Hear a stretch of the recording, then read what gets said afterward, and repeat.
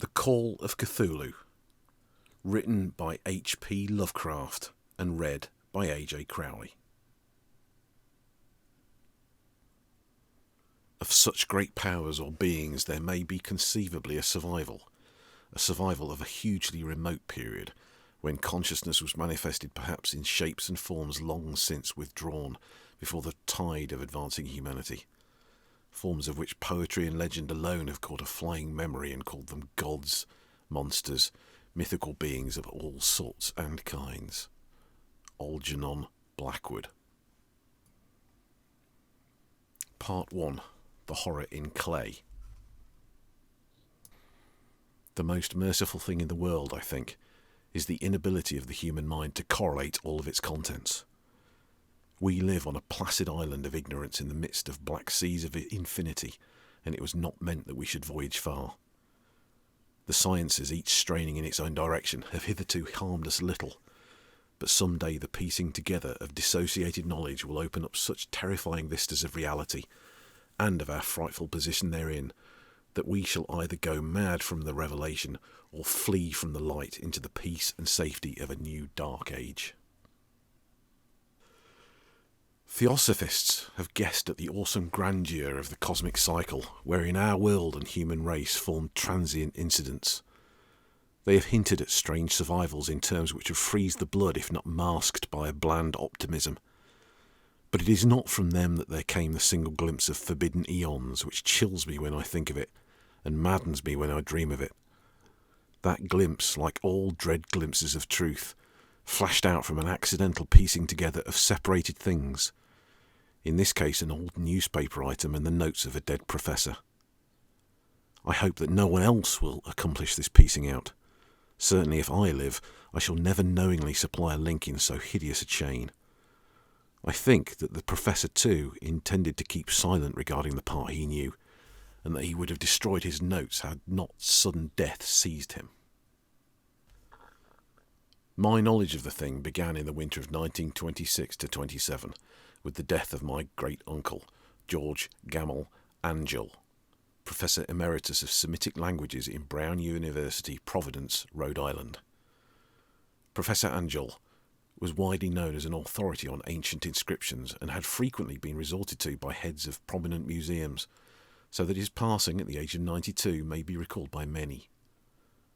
Locally, interest was intensified by the obscurity of the cause of death.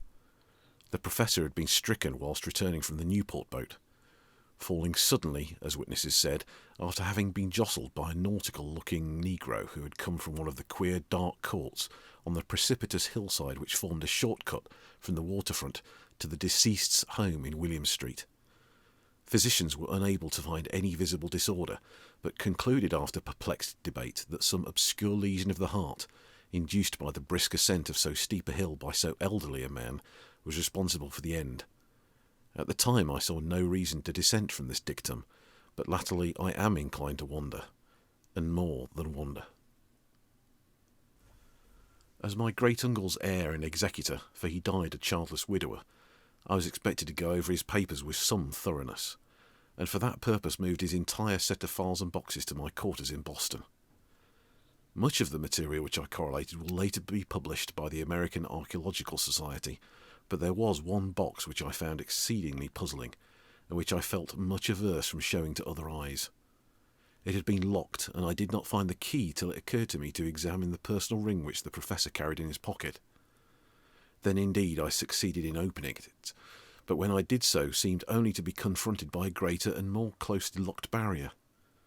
For what could be the meaning of the queer clay bas-relief and the disjointed jottings, ramblings and cuttings which I found?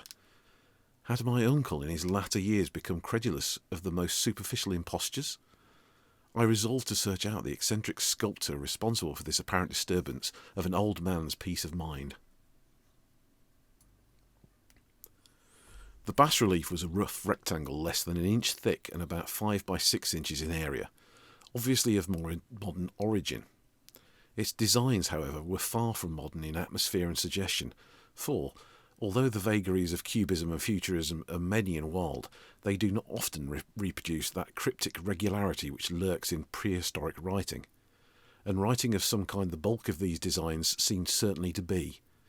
Through my memory, despite much the papers and collections of my uncle, failed in any way to identify this particular species, or even hint at its remotest affiliations.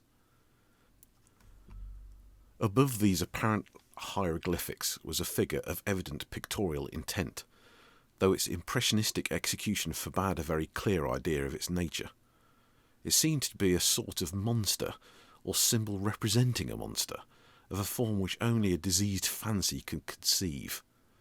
If I say that my somewhat extravagant imagination yielded simultaneous pictures of an octopus, a dragon, and a human caricature, I shall not be unfaithful to the spirit of the thing.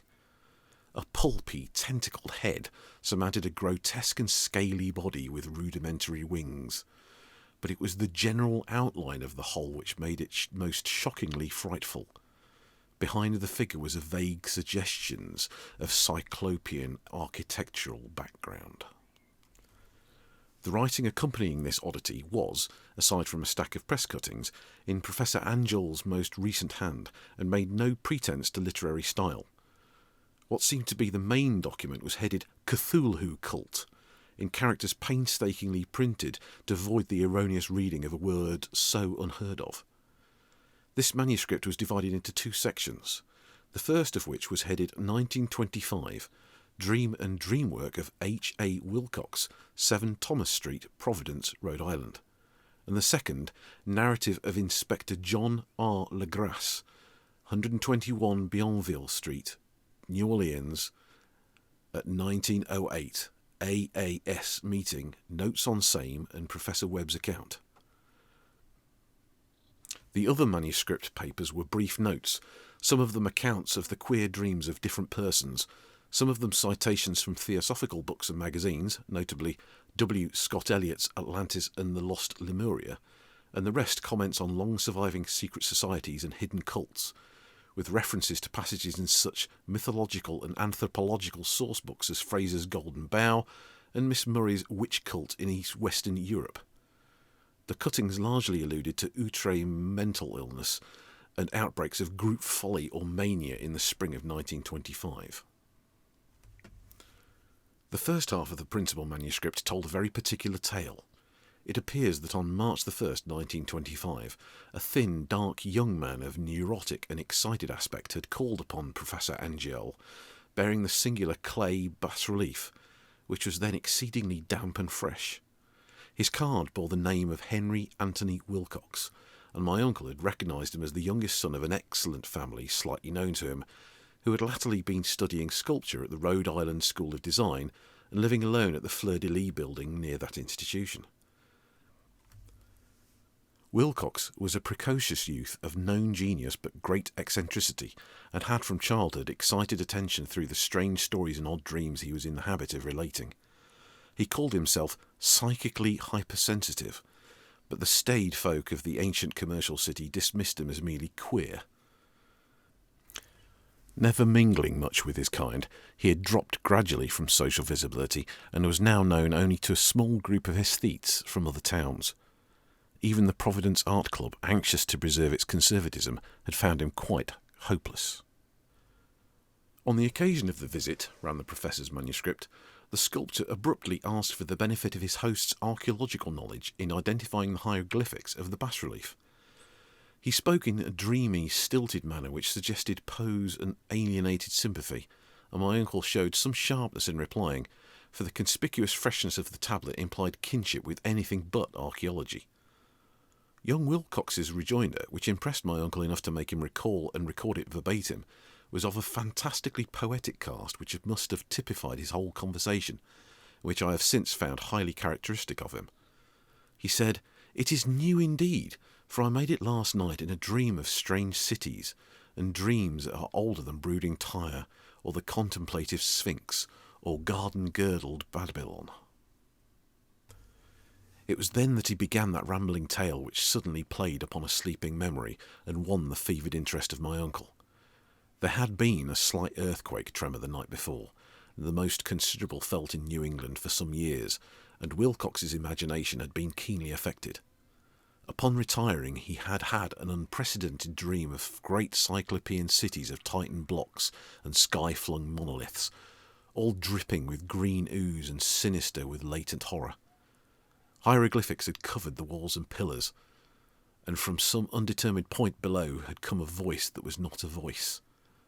A chaotic sensation which only a fancy could transmute into sound, but which he attempted to render by the almost unpronounceable jumble of letters Cthulhu Fatagan.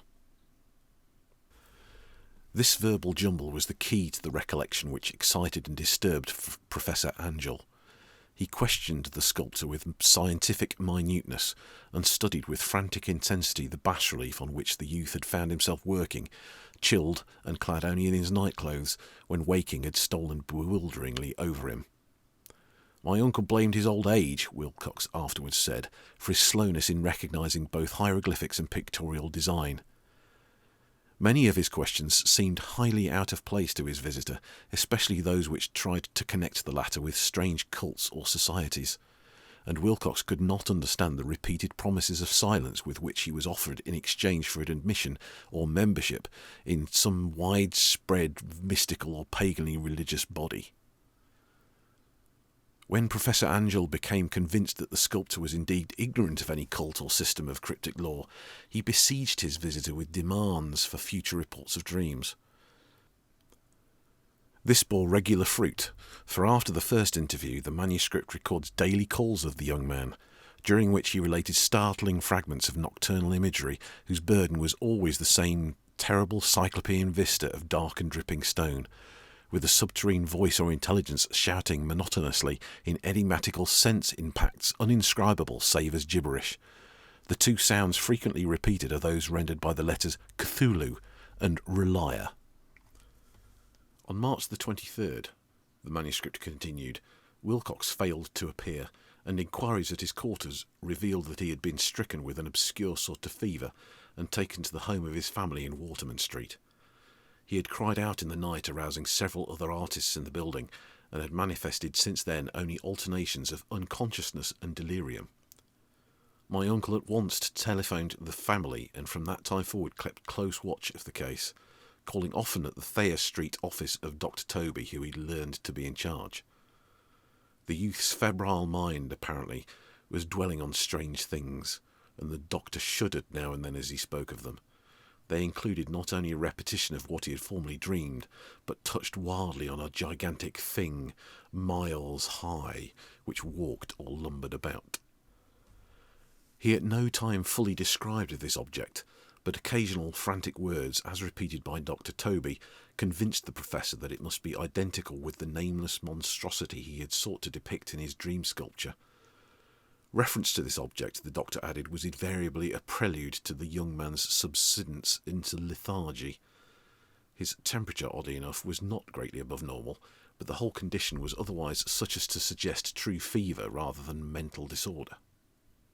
On April the 2nd, at about 3 p.m, every trace of Wilcox's malady suddenly ceased. He sat upright in bed, astonished to find himself at home and completely ignorant of what had happened in dream or reality since the night of March the 22nd. Pronounced well by his physician, he returned to his quarters in 3 days, but to Professor Angel he was of no further assistance. All traces of strange dreaming had vanished with his recovery, and my uncle kept no record of his night thoughts after a week of pointless and irrelevant accounts of thoroughly usual visions. Here the first part of the manuscript ended, but references to certain of the scattered notes gave me much material for thought. So much, in fact, that only the ingrained scepticism then forming my philosophy can account for my continued distrust of the artist.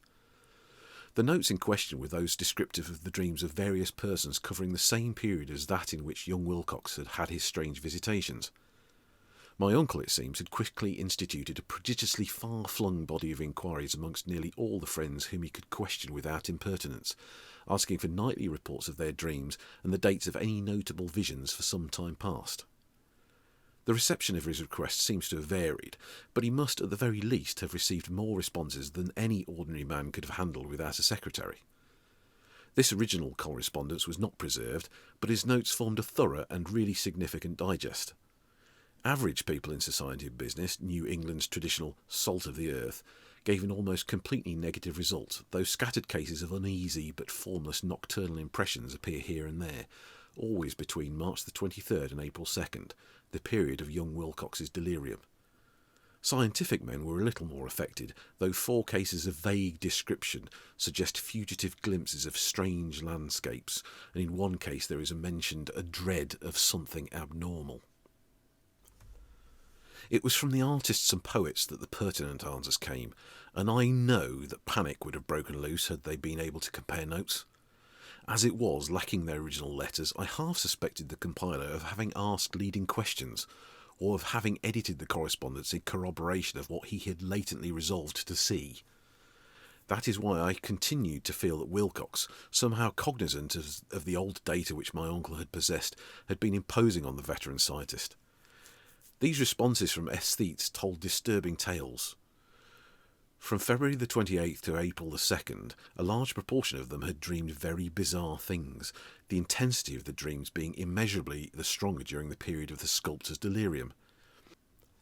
Over a fourth of those who reported anything reported scenes and half-sounds not unlike those which Wilcox had described, and some of the dreamers confessed acute fear of the gigantic nameless thing visible towards the last.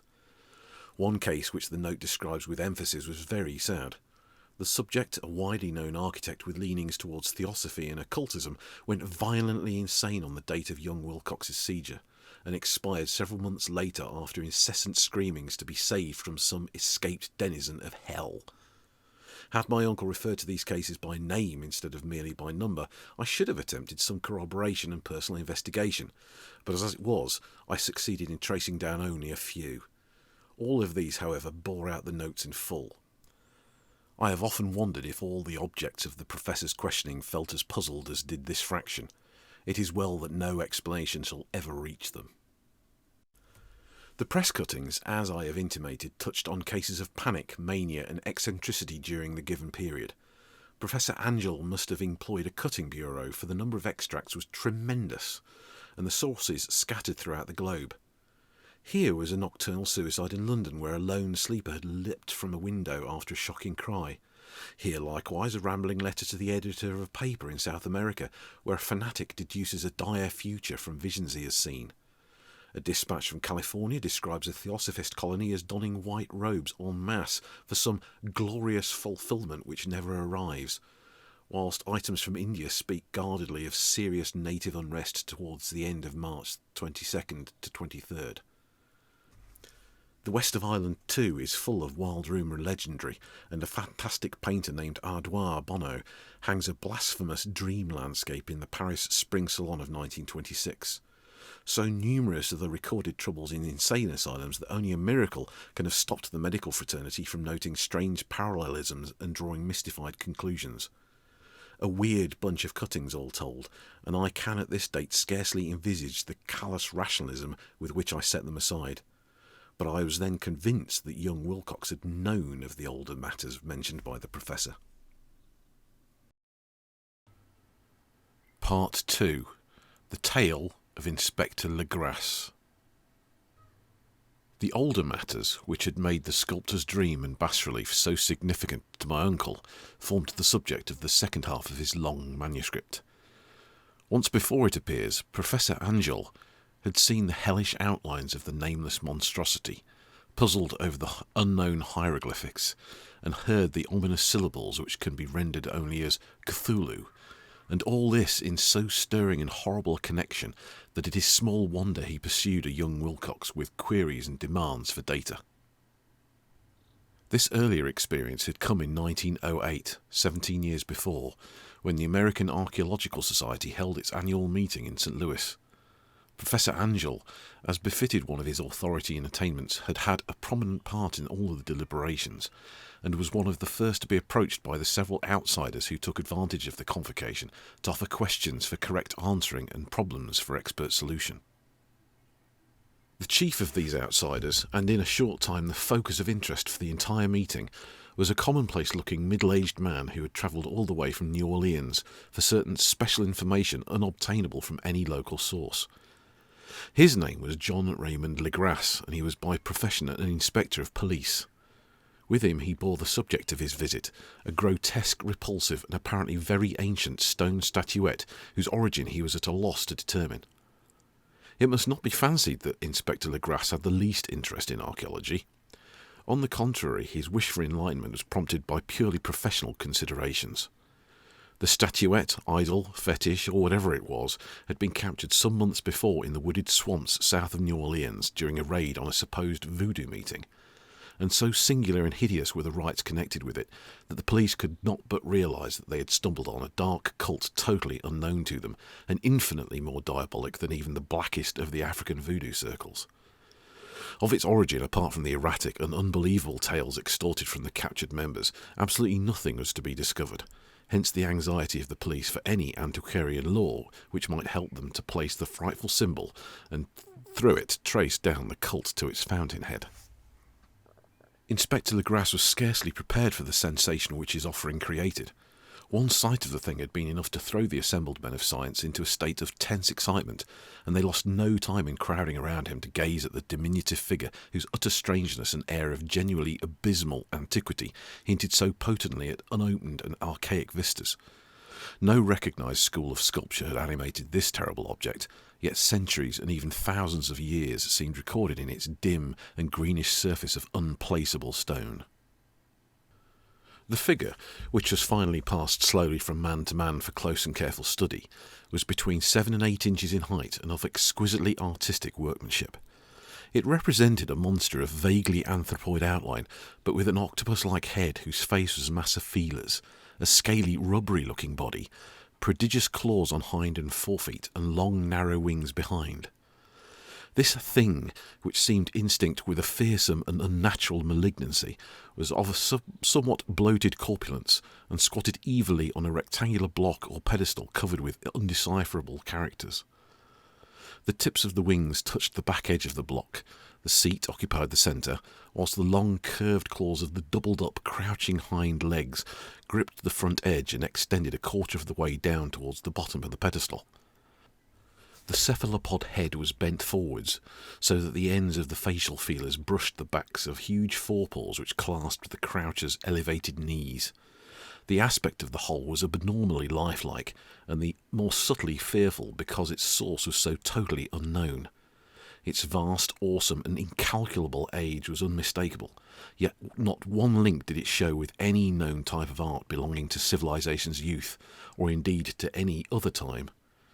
Totally separate and apart, its very material was a mystery, for the soapy greenish black stone with its golden or iridescent flecks and striations resembled nothing familiar to geology or mineralogy. The characters along the base were equally baffling, and no member present, despite a representation of half the world's expert learning in this field, could form the least notion of even their remotest linguistic kinship. They, like the subject and material, belonged to something horribly remote and distinct from mankind as we know it, something frightfully suggestive of old and unhallowed cycles of life in which our world and conceptions have no part. And yet, as the members severally shook their heads and confessed defeat at the inspector's problem, there was one man in that gathering who suspected a touch of bizarre familiarity in the monstrous shape and writing, and who presently told with some diffidence of the odd trifle he knew. This person was the late William Channing Webb, professor of anthropology in Princeton University, an explorer of no slight note.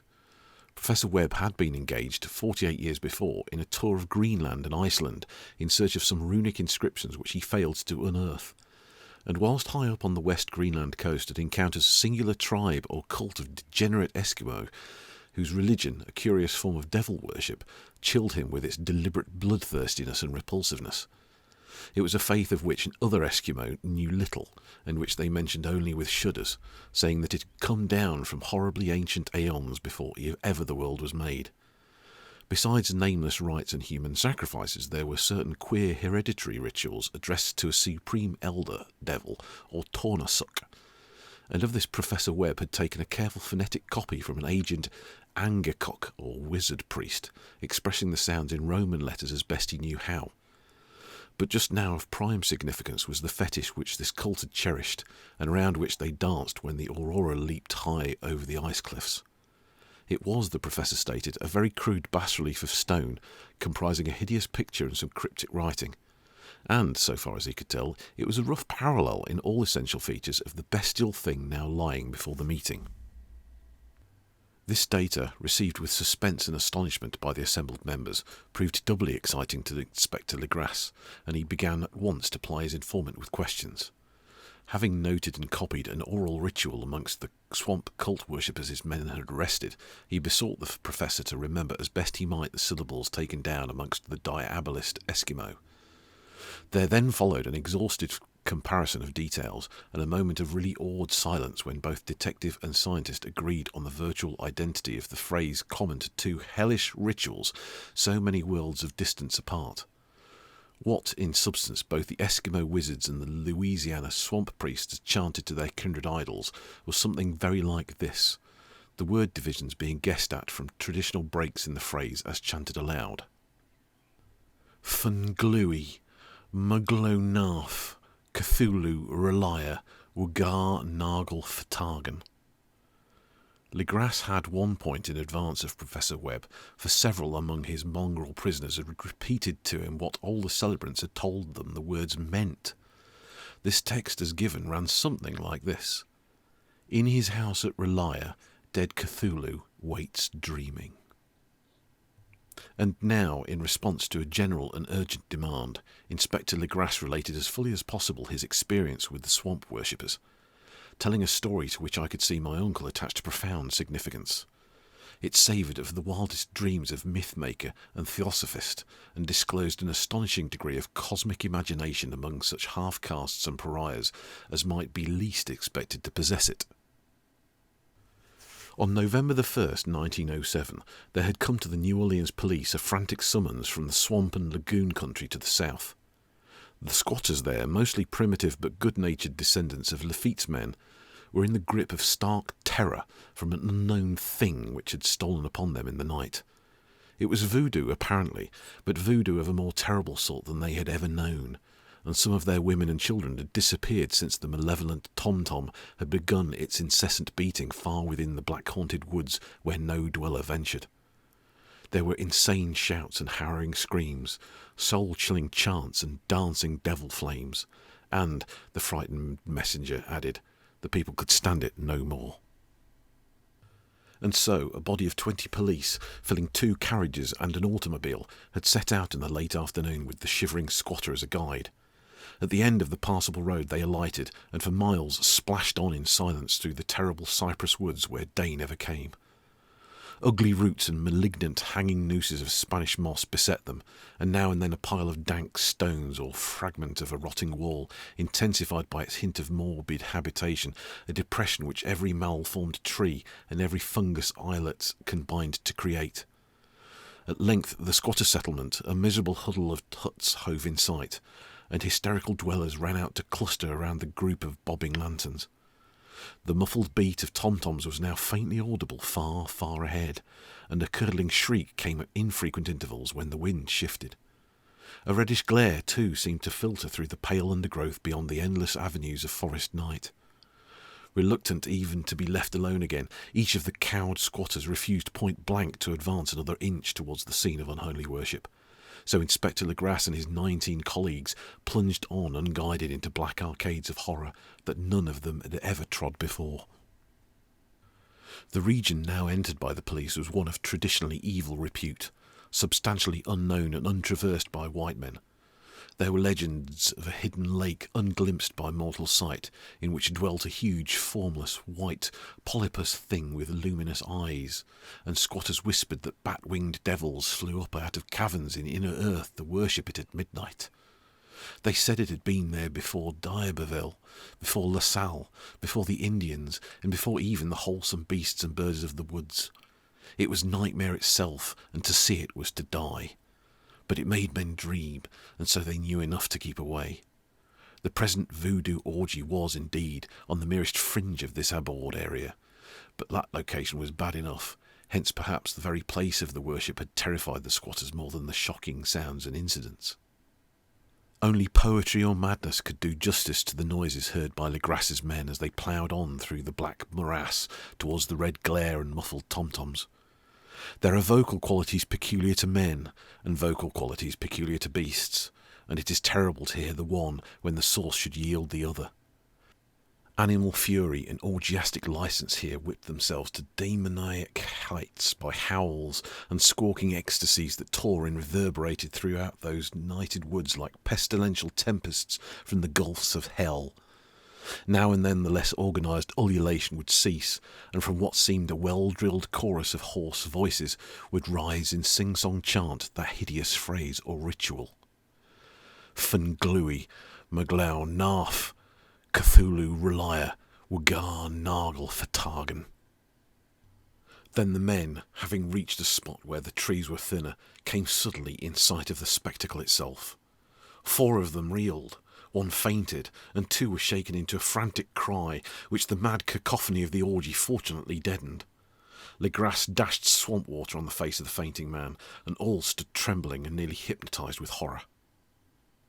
In a natural glade of the swamp stood a grassy island of perhaps an acre's extent, clear of trees and tolerably dry. On this now leapt and twisted a more indescribable horde of human abnormality that any but a Syme or an Angarola could paint. Void of clothing, this hybrid spawn were braying, bellowing and writhing about a monstrous ring-shaped bonfire, in the centre of which, revealed by occasional rifts in the curtain of flame, stood a great granite monolith some 8 feet in height, on top of which, incongruous in its diminutiveness, rested the noxious carven statuette. From a wide circle of 10 scaffolds, set up at regular intervals with the flame-girt monolith as a centre, hung, head downward, the oddly marred bodies of the helpless squatters who had disappeared.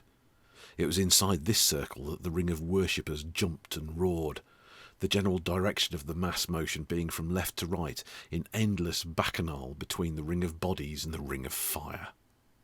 It may have been only imagination, and it may have been only echoes, which induced one of the men, an excitable Spaniard, to fancy he heard antiphonal responses to the ritual from some far and unillumined spot deeper within the wood of ancient legendary and horror.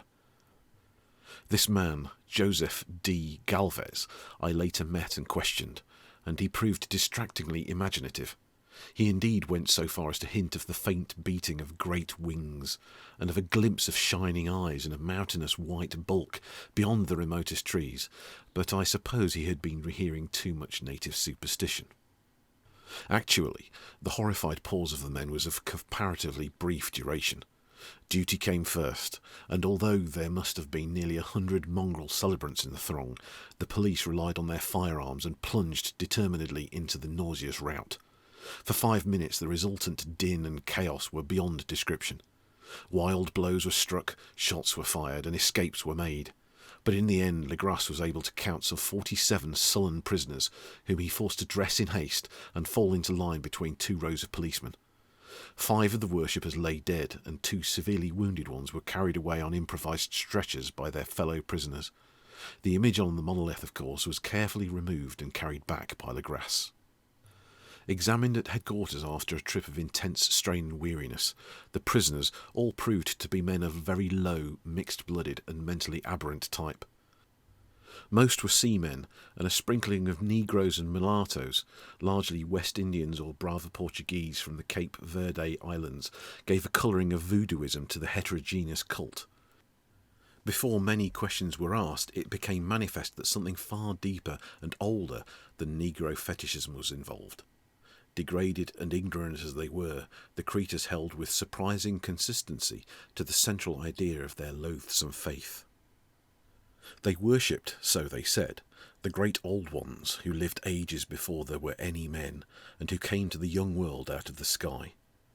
Those old ones were gone now, inside the earth and under the sea, but their dead bodies had told their secrets in dreams to the first men, who formed a cult which had never died.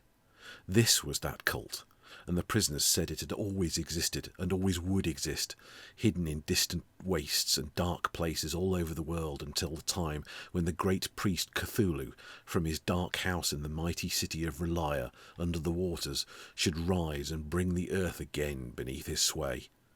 Some day he would call, when the stars were ready, and the secret cult would always be waiting to liberate him. Meanwhile, no more must be told. There was a secret which even torture could not extract.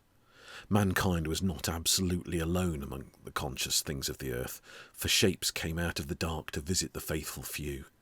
But these were not the great old ones. No man had ever seen the old ones. The carven idol was a great Cthulhu, but none might say whether or not the others were precisely like him. No one could read the old writing now, but things were told by word of mouth. The chanted ritual was not the secret. That was never spoken aloud, only whispered. The chant meant only this: in his house at Relia, dead Cthulhu waits dreaming. Only 2 of the prisoners were found sane enough to be hanged, and the rest were committed to various institutions. All denied a part in the ritual murders, and averred that the killing had been done by black-winged ones which had come to them from their immemorial meeting place in the haunted wood. But of those mysterious allies no coherent account could ever be gained. What the police did extract came mainly from the immensely aged mestizo named Castro, who claimed to have sailed to strange ports and talked with undying leaders of the cult in the mountains of China. Old Castro remembered bits of hideous legend that paled the speculations of theosophists and made man and the world seem recent and transient indeed. There had been aeons when other things ruled on the earth, and they had had great cities. Remains of them, he said, the deathless Chinaman had told him, were still to be found as cyclopean stones on islands in the Pacific. They all died vast epochs of time before men came, but there were arts which could revive them when the stars had come round again to the right positions in the cycle of eternity. They had indeed come themselves from the stars and brought their images with them. These great old ones, Castro continued, were not composed altogether of flesh and blood. They had shape, for did not this star-fashioned image prove it? But that shape was not made of matter. When the stars were right, they could plunge from world to world through the sky, but when the stars were wrong, they could not live. But though they no longer lived, they would never really die. They all lay in stone houses in their great city of Relia, preserved by the spells of mighty Cthulhu for a glorious surrection, when the stars and the earth might once more be ready for them. But at that time some force from outside must serve to liberate their bodies. The spells that preserved them intact likewise prevented them from making an initial move, and they could only lie awake in the dark and think whilst uncounted millions of years rolled by. They knew all that was occurring in the universe, for their mode of speech was transmitted thought. Even now they talked in their tombs. When, after infinities of chaos, the first men came, the great old ones spoke to the sensitive among them by moulding their dreams, for only thus could their language reach the fleshly minds of mammals. Then, whispered Castro, those first men formed the cult around tall idols which the great ones showed them. Idols brought in dim eras from dark stars.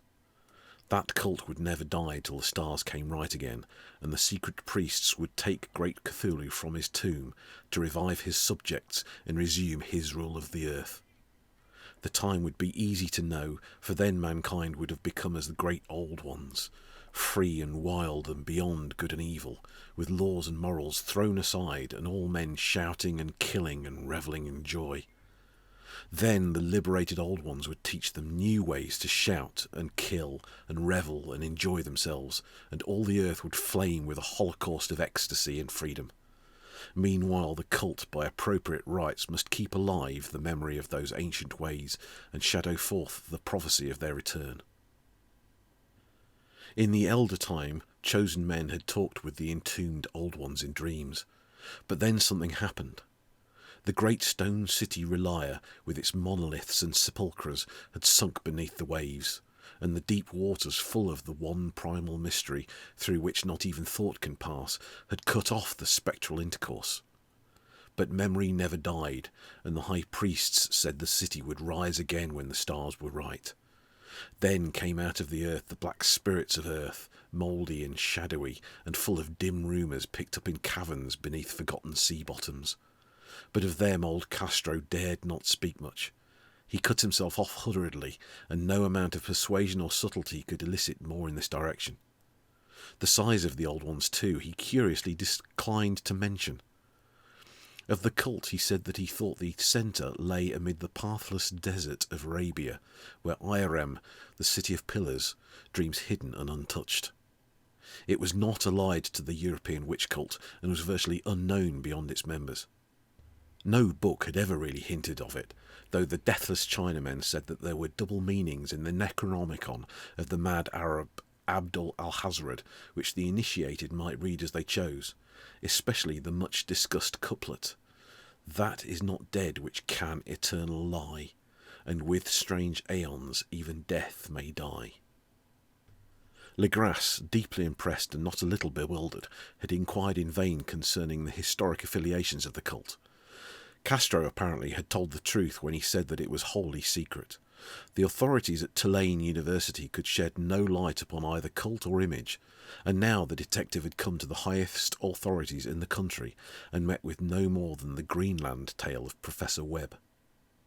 The feverish interest aroused at the meeting by Legras's tale, corroborated as it was by the statuette, is echoed in the subsequent correspondence of those who attended, although scant mention occurs in the formal publications of the Society.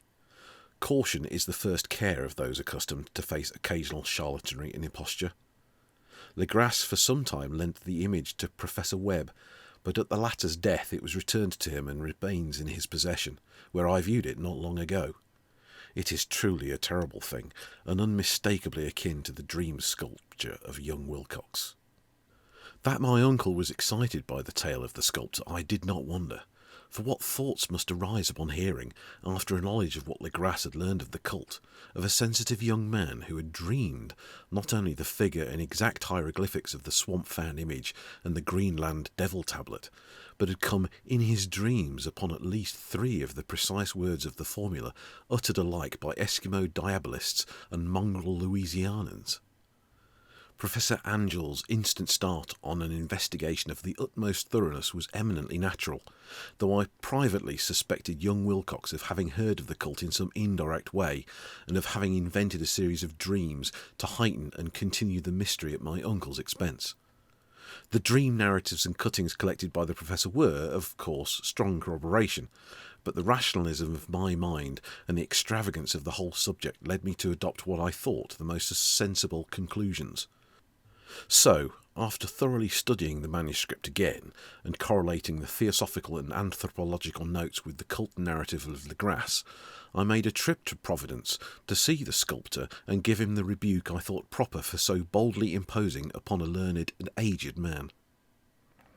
Wilcox still lived alone in the Fleur-de-Lis building in Thomas Street, a hideous Victorian imitation of 17th century Breton architecture, which flaunts its stuccoed front amidst the lonely colonial houses on the ancient hill, and under the very shadow of the finest Georgian steeple in America, I found him at work in his rooms, and at once conceded from the specimens scattered about that his genius is indeed profound and authentic.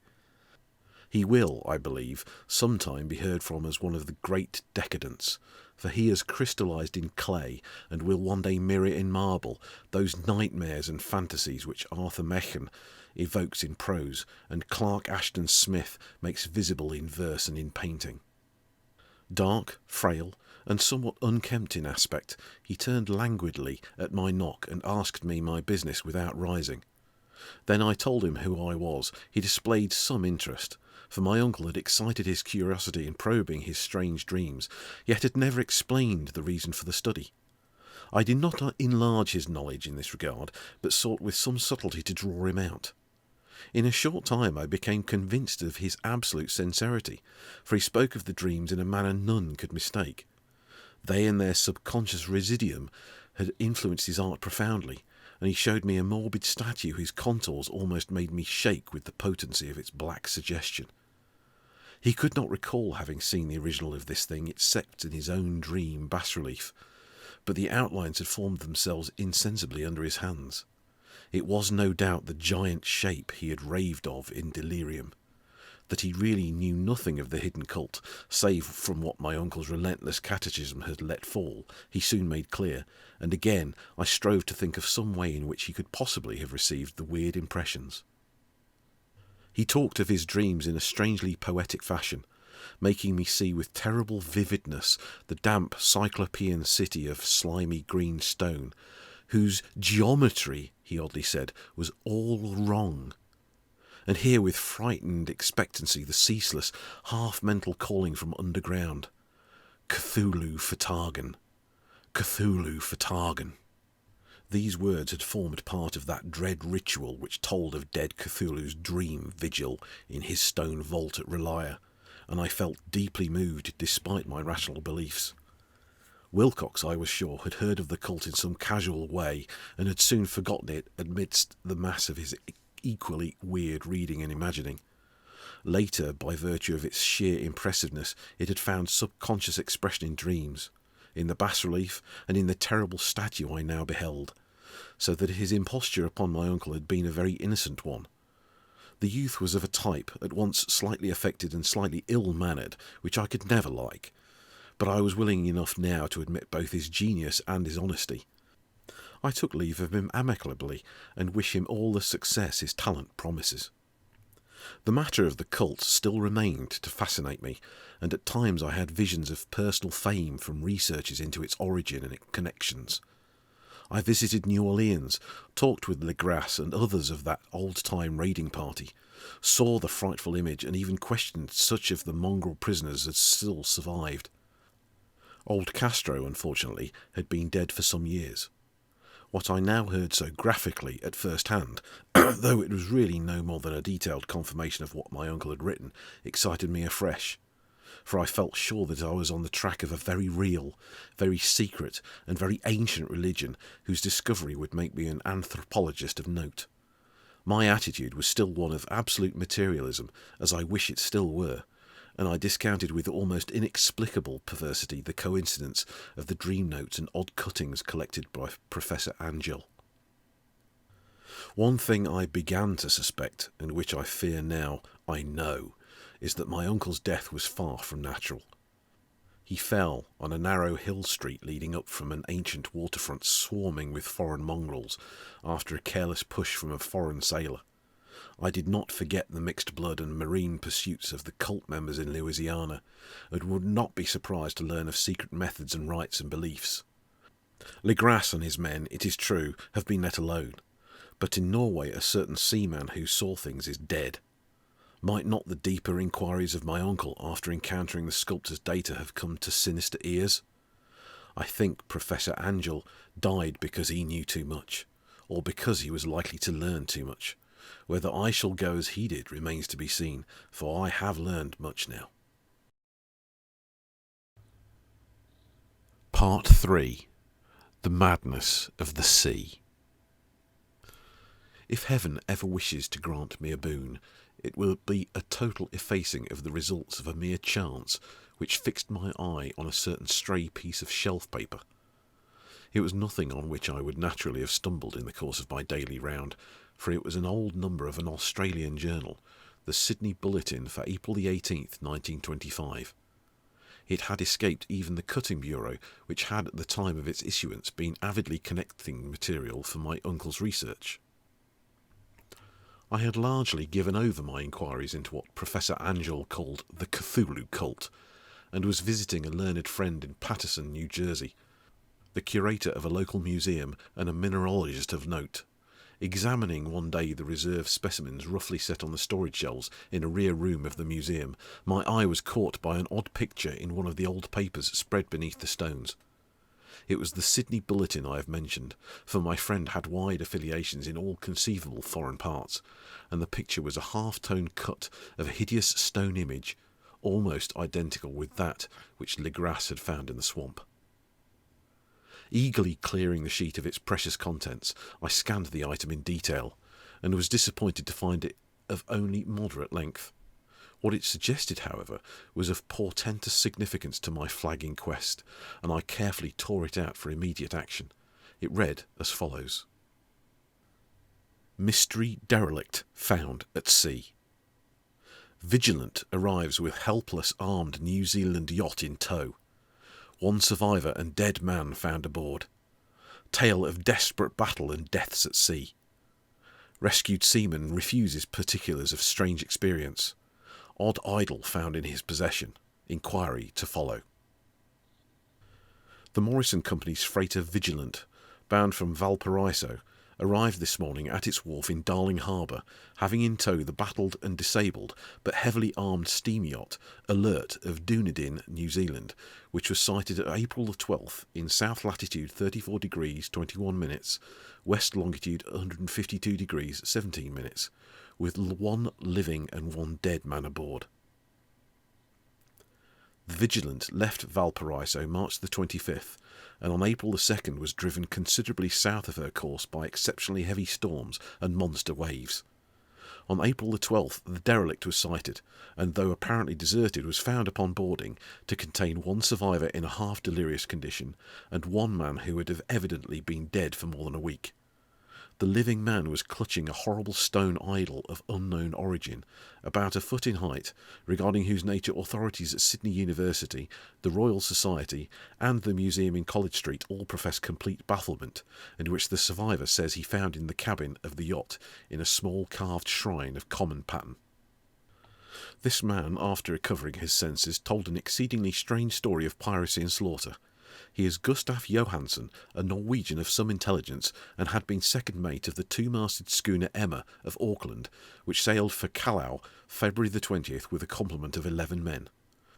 The Emma, he says, was delayed and thrown widely south of her course by the great storm of March the 1st, and on March the 22nd, in south latitude 49 degrees 51 minutes, west longitude 128 degrees 34 minutes, encountered the Alert, manned by a queer and evil-looking crew of Kanakas and half-castes. Being ordered peremptorily to turn back, Captain Collins refused, whereupon the strange crew began to fire savagely and without warning upon the schooner with a particularly heavy battery of brass cannon forming part of the yacht's equipment. The Emma's men showed fight, says the survivor, and though the schooner began to sink from shots beneath the waterline, they managed to heave alongside their enemy and board her, grappling with the savage crew on the yacht's deck and being forced to kill them all, the number being slightly superior because of their particularly abhorrent and desperate though rather clumsy mode of fighting. 3 of the Emma's men, including Captain Collins and First Mate Green, were killed, and the remaining 8 under Second Mate Johansson proceeded to navigate the captured yacht, going ahead in their original direction to see if any reason for their ordering back had existed. The next day, it appears, they raised and landed on a small island, although none is known to exist in that part of the ocean, and 6 of the men somehow died ashore, though Johansson is queerly reticent about this part of his story and speaks only of their falling into a rock chasm. Later, it seems, he and one companion boarded the yacht and tried to manage her, but were beaten about by the storm of April 2nd. From that time till his rescue on the 12th, the man remembers little, and he does not even recall when William Bryden, his companion, died. Bryden's death reveals no apparent cause, and was probably due to excitement or exposure. Cable advices from Dunedin report that the Alert was well known there as an island trader and bore an evil reputation along the waterfront. It was owned by a curious group of half-castes whose frequent meetings and night trips to the woods attracted no little curiosity, and it had set sail in great haste just after the storm and earth tremors of March the 1st. Our Auckland correspondent gives the Emma and her crew an excellent reputation, and Johansson is described as a sober and worthy man.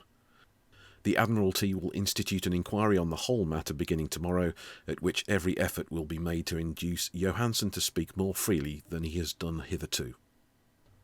This was all, together with the picture of the hellish image, but what a train of ideas it started in my mind. Here were new treasuries of data on the Cthulhu cult, and evidence that it had strange interests at sea as well as on land. What motive prompted the hybrid crew to order back the Emma as they sailed about with their hideous idol? What was the unknown island on which 6 of the Emma's crew had died, and about which the mate Johansson was so secretive? What had the Vice-Admiralty's investigation brought out, and what was known of the noxious cult in Dunedin? And what most marvellous of all, what deep and more than natural linkage of dates was this which gave a malign and now undeniable significance to the various turns of events so carefully noted by my uncle? March the 1st, or February 28th, according to the international dateline, the earthquake and storm had come. From Dunedin, the Alert and her noisome crew had darted eagerly forth as if imperiously summoned, and on the other side of the earth poets and artists had begun to dream of a strange, dank, cyclopean city, whilst a young sculptor had moulded in his sleep the form of the dreaded Cthulhu. March the 23rd, the crew of the Emma landed on an unknown island and left 6 men dead. And on that date the dreams of sensitive men assumed a heightened vividness and darkened with dread of a giant monster's malign pursuit, whilst an architect had gone mad and a sculptor had lapsed suddenly into delirium. And what of this storm of April the 2nd, the date on which all dreams of the dank city ceased, and Wilcox emerged unharmed from the bondage of strange fever? What of all this, and of those hints of old Castro about the sunken, star-born old ones and their coming reign, their faithful cult and their mastery of dreams? Was I tottering on the brink of cosmic horrors beyond man's power to bear? If so, they must be horrors of the mind alone, for in some way the 2nd of April had put a stop to whatever monstrous menace had begun its siege of mankind's soul. That evening, after a day of hurried cabling and arranging, I bade my host adieu and took a train for San Francisco. In less than a month I was in Dunedin, where, however, I found that little was known of the strange cult members who had lingered in the old sea taverns. Waterfront scum was far too common for special mention, though there was vague talk about one inland trip these mongrels had made, during which faint drumming and red flame were noted on the distant hills. In Auckland I learned that Johansen had returned with yellow hair turned white, after a perfunctory and inconclusive questioning at Sydney, and had thereafter sold his cottage in West Street and sailed with his wife to his old home in Oslo. Of his stirring experience he would tell his friends no more than he had told the Admiralty officials, and all they could do was to give me his Oslo address. After that I went to Sydney and talked profitlessly with seamen and members of the Vice-Admiralty Court. I saw the Alert, now sold and in commercial use, at Circular Quay in Sydney Cove, but gained nothing from its non-committal bulk. The crouching image with its cuttlefish head, dragon body, scaly wings and hieroglyphed pedestal was preserved in the museum at Hyde Park, and I studied it long and well, finding it a thing of balefully exquisite workmanship, and with the same utter mystery, terrible antiquity and unearthly strangeness of material which I had noted in Legras's smaller specimen. Geologists, the curator told me, had found it a monstrous puzzle, for they vowed that the world held no rock like it. Then I thought with a shudder of what old Castro had told Legras about the old ones. They had come from the stars, and had brought their images with them. Shaken with such a mental revolution that I had never before known, I now resolved to visit mate Johansen in Oslo. Sailing for London, I re-embarked at once for the Norwegian capital, and one autumn day landed at the trim wharves in the shadow of the Egerberg. Johansen's address, I discovered, lay in the old town of King Harald Hardrada, which kept alive the name of Oslo during all the centuries that the greater city masqueraded as Christiana. I made the brief trip by taxicab and knocked with palpitant heart at the door of a neat and ancient building with plastered front. A sad-faced woman in black answered my summons, and I was stung with disappointment when she told me in halting English that Gustaf Johansen was no more. He had not long survived his return, said his wife, for the doings at sea in 1925 had broken him. He had told her no more than he told the public, but had left a long manuscript of technical matters, as he said, written in English, evidently in order to guard her from the peril of casual perusal. During a walk through a narrow lane near the Gothenburg dock, a bundle of papers falling from an attic window had knocked him down. 2 Lascar sailors at once helped him to his feet, but before the ambulance could reach him he was dead. Physicians found no adequate cause for the end, and laid it to heart trouble and a weakened constitution. I now felt gnawing at my vitals that dark terror which will never leave me till I too am at rest, accidentally or otherwise. Persuading the widow that my connection with her husband's technical matters was sufficient to entitle me to his manuscript, I bore the document away and began to read it on the London boat. It was a simple rambling thing, a naive sailor's effort at a post-facto diary, and strove to recall day by day that last awful voyage. I cannot attempt to transcribe it verbatim in all its cloudiness and redundance, but I will tell its gist enough to show why the sound of the water against the vessel's sides became so unendurable to me that I stopped my ears with cotton. Johansen, thank God, did not know quite all, even though he saw the city and the thing. But I shall never sleep calmly again when I think of the horrors that lurk ceaselessly behind life in time and space, and of those unhallowed blasphemies from elder stars which dream beneath the sea, known and favoured by a nightmare cult ready and eager to loose them upon the world whenever another earthquake shall heave their monstrous stone city again to the sun and air. Johansen's voyage had begun just as he told it to the Vice-Admiralty. The Emma in ballast had cleared Auckland on February the 20th and had felt the full force of that earthquake-born tempest which must have heaved up from the sea bottom the horrors that filled men's dreams. Once more under control, the ship was making good progress when held up by the Alert on March the 22nd, and I could feel the mate's regret as he wrote of her bombardment and sinking.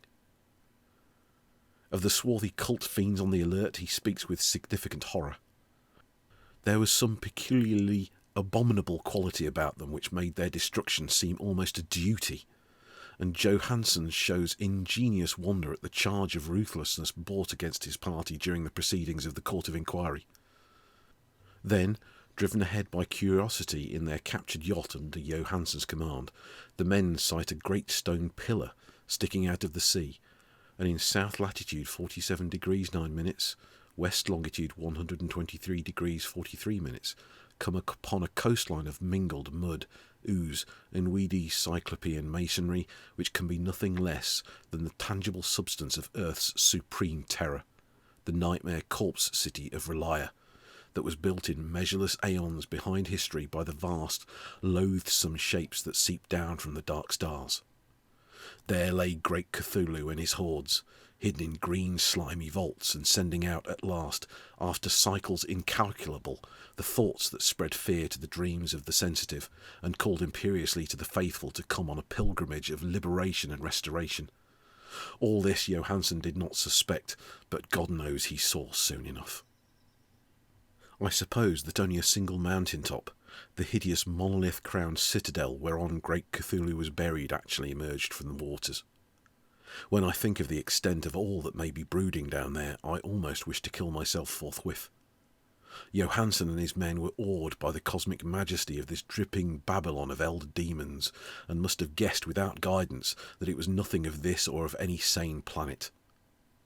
Awe at the unbelievable size of the greenish stone blocks, at the dizzying height of the great carven monolith, and at the stupefying identity of the colossal statues and bas-reliefs with the queer image found in the shrine of the Alert, is poignantly visible in every line of the mate's frightened description.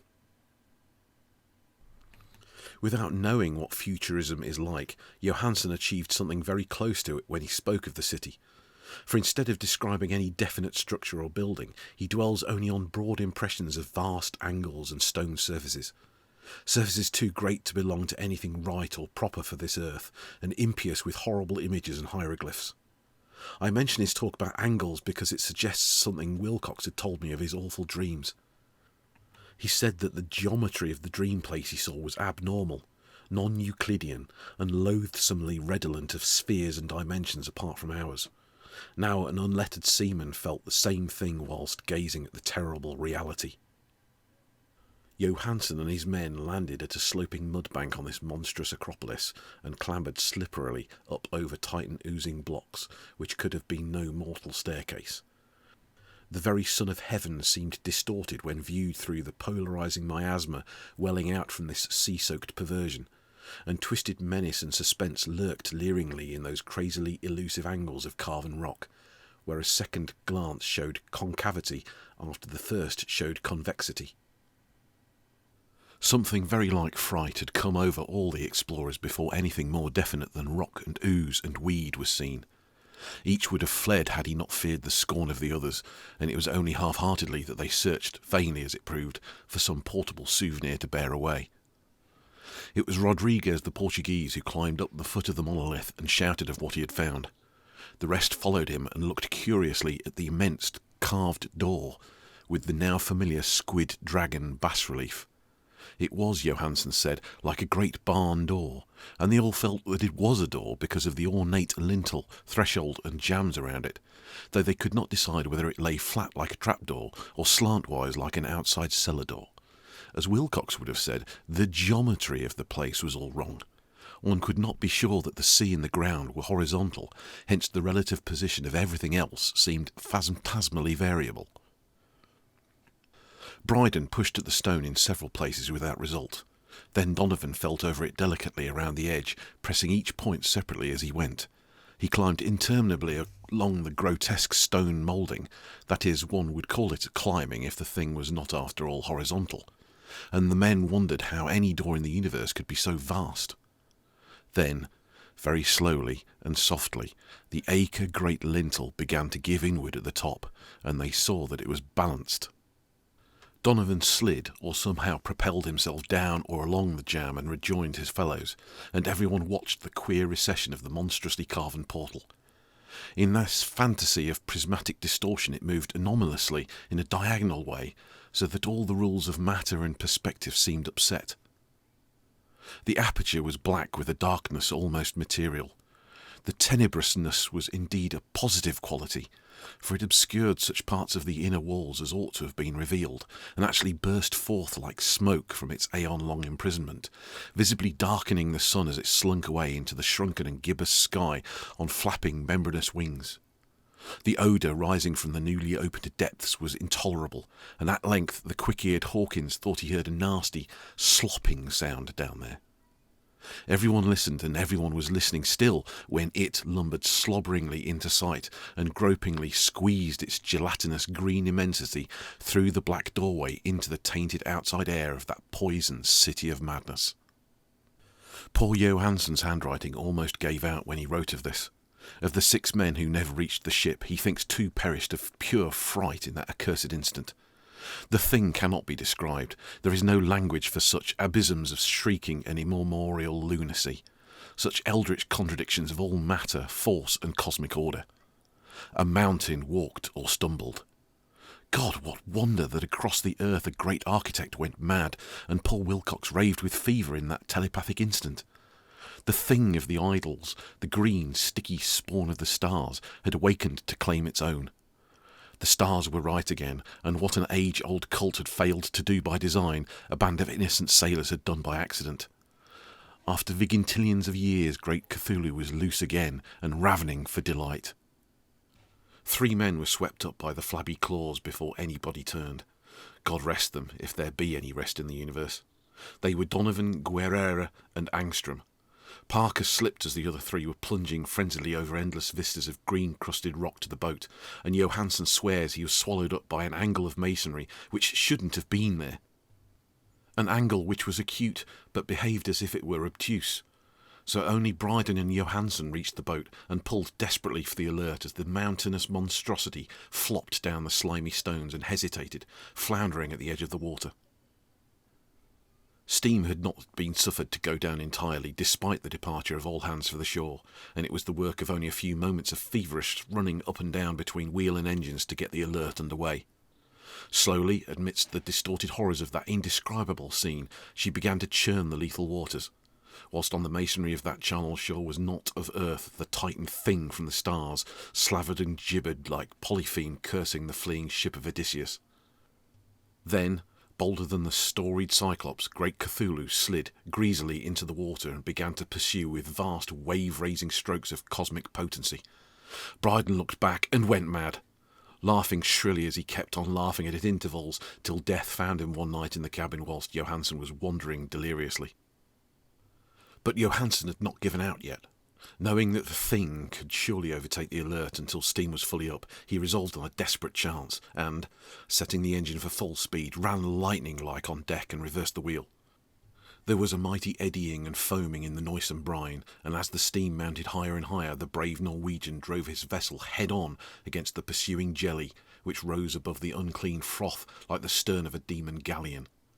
The awful squid head with writhing feelers came nearly up to the bowsprit of the sturdy yacht, but Johansen drove on relentlessly.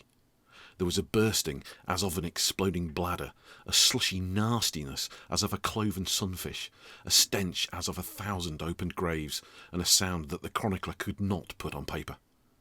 For an instant the ship was befouled by an acrid and blinding green cloud, and then there was only a venomous seething astern, where, God in heaven, The scattered plasticity of that nameless sky-spawn was nebulously recombining in its hateful original form, while its distance widened at every second as the alert gained impetus from its mounting steam. That was all. After that, Johansen only brooded over the idol in the cabin and attended to a few matters of food for himself and the laughing maniac by his side. He did not try to navigate after the first bold flight, for the reaction had taken something out of his soul. Then came the storm of April 2nd and a gathering of the clouds about his consciousness. There is a sense of spectral whirling through liquid gulfs of infinity, of dizzying rides through reeling universes on a comet's tail, and of hysterical plunges from the pit to the moon, and from the moon back again to the pit, all livened by a cachinnating chorus of the distorted, hilarious elder gods and the green, bat-winged, mocking imps of Tartarus. Out of that dream came rescue, the Vigilant, the Vice-Admiralty Court, the streets of Dunedin, and the long voyage back home to the old house by the Egerberg. He could not tell. They would think him mad. He would write of what he knew before death came, but his wife must not guess. Death would be a boon if only it could blot out the memories. That was the document I read, and now I have placed it in the tin box beside the bas-relief and the papers of Professor Angell. With it shall go this record of mine, this test of my own sanity, wherein is pieced together that which I hope may never be pieced together again. I have looked upon all that the universe has to hold of horror, and even the skies of spring and the flowers of summer must ever afterward be poison to me. But I do not think my life will be long. As my uncle went, as poor Johansen went, so I shall go. I know too much, and the cult still lives. Cthulhu still lives too, I suppose, again in that chasm of stone which has shielded him since the sun was young. His accursed city is sunken once more, for the Vigilant sailed over the spot after the April storm. But his ministers on earth still bellow and prance and slay around idol-capped monoliths in lonely places. He must have been trapped by the sinking whilst within his black abyss, or else the world would by now be screaming with fright and frenzy. Who knows the end? What has risen may sink, and what has sunk may rise. Loathsomeness waits and dreams in the deep, and decay spreads over the tottering cities of men. A time will come, but I must not and cannot think. Let me pray that, if I do not survive this manuscript, my executors may put caution before audacity and see that it meets no other eye.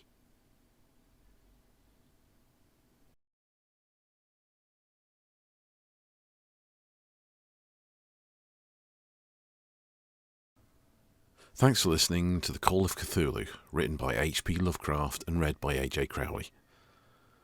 Visit me at frustratedron.com, email me at AJCrowley@frustratedron.com.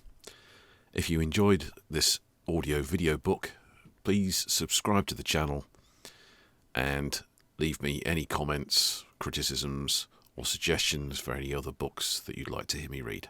Thanks for listening.